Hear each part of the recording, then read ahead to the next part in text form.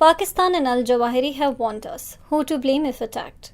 So the news is out. After more than 5 years of vague references to India and the Kashmir situation amid much general prose, Al-Qaeda chief Ayman al-Zawahiri has decided to launch a very focused diatribe against Kashmir, apparently criticizing Pakistan for its self-serving conduct of jihad at the same time.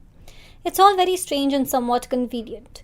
One may remember that it was Zawahiri who formally announced the setting up of the Qaidat al-Jihad in the Indian subcontinent in 2014. For ease, the media called it the AQIS, Al-Qaeda in the Indian subcontinent. Asim Umar, the designated leader, had a resume as long as your arm. He had earlier been part of the Harkatul Jihad al-Islami and the Harkatul Mujahideen, and later the Tehreek-e-Taliban. The group had a list of luminaries in deputy positions, and it all seemed very impressive. While reports indicated their activity in Bangladesh and Pakistan, nothing very tangible had emerged in Kashmir, barring a rather lonely and isolated militant named Zakir Musa, formerly part of the Burhan Wani group. He in turn raised the Ansar Ghazwat-ul-Hind, which was to be the local Al-Qaeda shopfront. Musa criticized Pakistan as well as India, not to mention making bloody threats against successionist leader. He was as personable as his friend Burhan Wani, but he didn't quite take off in terms of the public space, nor in terms of recruits. When this author was in Kashmir, Musa was being labelled by locals as a cipher attempting to grab a leadership role.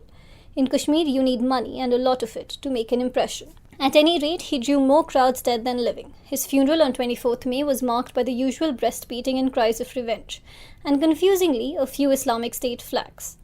Al-Qaeda's publicity arm put out a long eulogy after apparently forgetting to give him any funds to live on, and there the matter ended, as something of a damp squib. On 5th June, an audio message announced the next appointment of Abdul Hamid al-Hari, a native of Pulwama, as the next head of the group. Nobody was paying that much attention.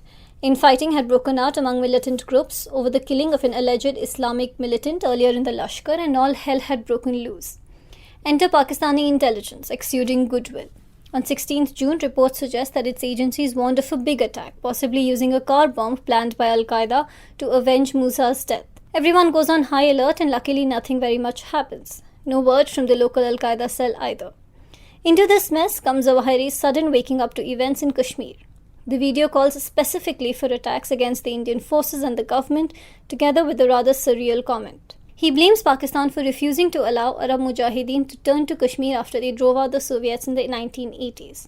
Nothing is further from the truth. Kashmiri groups and Al-Qaeda cadres had been operating cheek by jowl for years together with Pakistani intelligence, and it's all been told and retold elsewhere. Zawahiri also seems to forget to make any reference at all to Ghazwat-ul-Hind, which is puzzling since that's supposedly the group's pointsman. However, another video surfaces almost simultaneously, al-Hari's first media appearance, and the language in both videos is interesting to say the least. Both criticize Pakistan, alleging that its agencies are trying to rein in heavy attacks. Both call for a Shariat-based jihad, and as the Long War Journal observes, al-Hari also calls for all decisions to be made by a council based in occupied Kashmir itself. This last bit is the most interesting. This is an attempt at unity with an offer of 2 seats for each Tanzim at the High Council for all groups, with final decision of suggestions being referred to Al-Qaeda Central. In Pakistan, Afghanistan, where else? This is vaulting ambition for a 2-bit group with a dubious standing in the valley and not much money to speak of. But this is what Kashmir has seen for decades.